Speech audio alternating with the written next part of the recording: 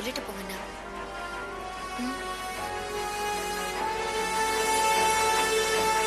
செல்லாமை உண்டியல் எனக்குறை மற்றும் என் வல்வரவு வாழ்வார் குறைங்கிற குரல் நினைவுக்கு வந்துருச்சா?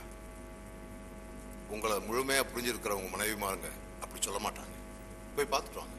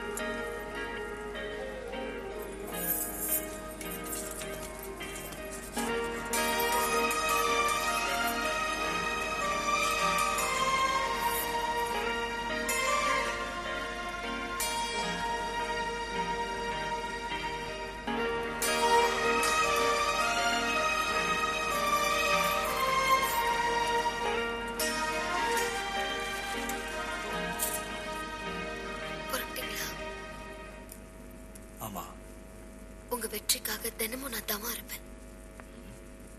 நீ தவம் இருந்ததான் நான் வெற்றி பெறணுமா? ஏன் என் வீரத்து மேல நம்பிக்கை இல்லையா? என் நம்பிக்கையே நீங்க தானே.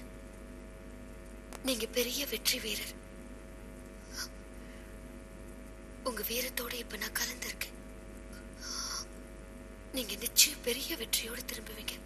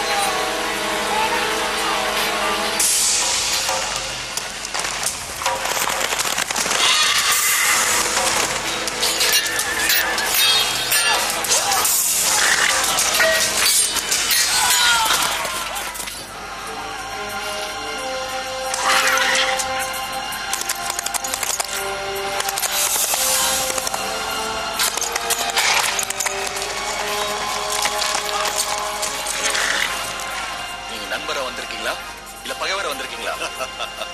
அதுல உனக்கு என்ன சந்தேகம்? நீங்க தலைவர் காலையின் அமைச்சரா இருப்பவர்னு சொல்லாத, இருந்தவர்னு சொல்லு. செல்லாத்தா கவுண்டருடைய பொல்லாத போதனைகளும் பெரியமலை கொழுந்து கவுண்டருடைய மாபாதக அறிவுரைகளும் அந்த காளி மன்னனுக்கு புனித வேதம் ஆயிட்ட பிறகு அங்க இருக்கிறதுல அர்த்தம் இல்லைன்னு தெரிஞ்சுக்கிட்டு ஒரே ஒரு சோழ மன்னங்கிட்ட போய் உண்மையெல்லாம் எடுத்து சொல்லி உங்களுக்கு ஆதரவா உதவி படையோடு ஊரோடி வந்திருக்கேன். நன்றி ஐயா, நன்றி.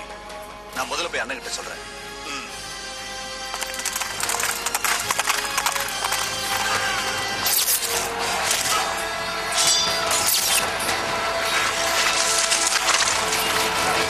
அண்ணா, மாயவர் தலைமையில சோழர்கள் படையில் நமக்கு துணையா வந்திருக்காங்க. சங்கர், ரொம்ப சந்தோஷப்படாத. என்ன நிபந்தனையோட உதவிக்கு வந்திருக்காங்கன்னு தெரியுமா?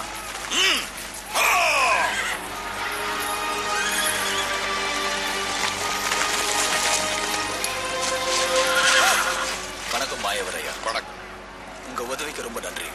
ஆனா எங்களுக்கு ஒரு சின்ன சந்தேகம். என்ன சந்தேகம்? தலையூர் காளியோட வலிமையான படைகளை சந்திக்க வேண்டிய அந்த நெருக்கடியான நேரத்துல வலியவர சோழர் உதவியை புறக்கணிக்கிற அளவுக்கு அப்படி என்ன சந்தேகம்? நாங்க வெற்றி பெற்றா சோழ மன்னருக்கு அடிப்பணிஞ்சு கப்பல் கட்டணும்னா உங்க உதவி எங்களுக்கு தேவையே இல்லை. அதை விட போர்ல வீழ்ச்சியை பெருமையா கருதுவோம். அப்படின்னா வளநாட்டுல நீங்க விரும்புறது சுதந்திர ஆட்சி, யாருக்கும் கப்பம் கட்டாத ஆட்சி. உங்க நிபந்தனைகளுக்கு சோழர்கள் சார்பா நான் உறுதி அளிக்கிறேன். நன்றி ஐயா. ஆனா என் தரப்புல இருந்து ஒரே ஒரு நிபந்தனை. வெற்றிக்கு அப்புறம் சோழர்கள் தர விருந்துல அவசியம் நீங்க கலந்துக்கணும். அவசியம் கலந்துப்போம்.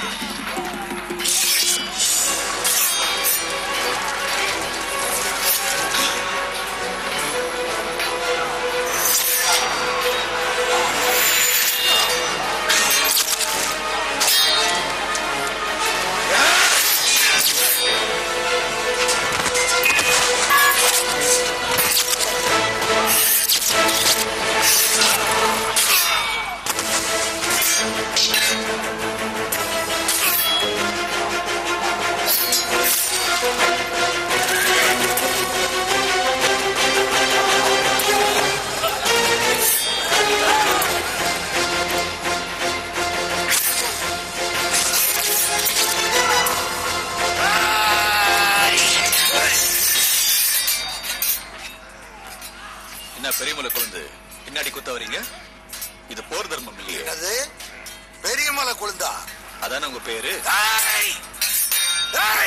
உங்க குடும்பத்தை வேரோட கருவறுக்க நான் எந்த தர்மத்தை மீற வேண்டாம். உன் பாட்டி என் பொண்டாட்டி பெருமாயி சாவுக்கு காரணமா இருந்த உங்க அப்பனையும் ஆத்தாளையும் அழிக்க தானே நான் காளியோட போய் சேர்ந்தேன். வெத்தலை பாக்கு போட்டுட்டு திண்ணையில உட்கார வேண்டிய வயசுல வாழை தூக்கிட்டு போருக்கு வந்தது இல்லாம ஏன் கூடிய சண்டையா? இதுவே வேற யாராவது இருந்திருந்தா இந்நேரம் உங்க தலை தலையில உருண்டிருக்கும். உங்க வாளுக்கு பேச்சு கேட்கல. இப்ப நான் சொல்றது கேளுங்க. கையால சண்டை போடுவோமா?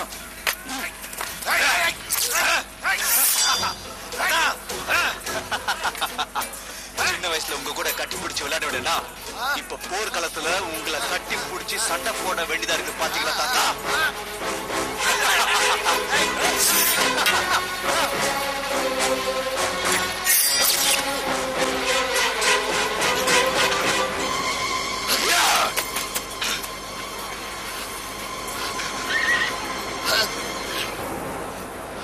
என்ன அறியாம பல கொடூரமான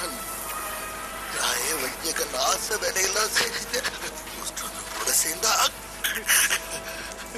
இதுதான் முடிவுன்னு